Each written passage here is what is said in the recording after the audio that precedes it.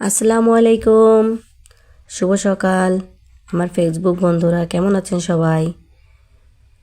আজকে আমি আপনাদের পৃথিবীর সবথেকে বড় ফুল সম্পর্কে জানাতে এসেছি।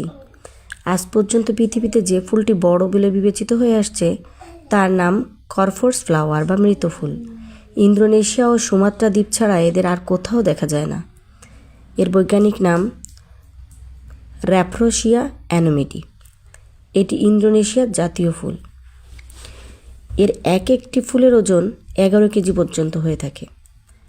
মজার ব্যাপার হলো এটি নিজেই ফুল নিজেই গাছ। এর গাছ বলতে কিছুই নেই। এই ফুলটি মূলত পরজীবী। পাতা না থাকায় এর নিজের খাদ্য নিজে তৈরি করতে পারে না। এর ফলে সাধারণত মোটা মোটা 5টি পাপড়ি থাকে। এক একটি পাপড়ি 3 ফুট পর্যন্ত লম্বা হয়, কিন্তু গন্ধ খুবই বিশ্রী। এ থেকে পচা মাংসের গন্ধ আসে। এ কারণেই একে মৃত ফুল বলা হয়।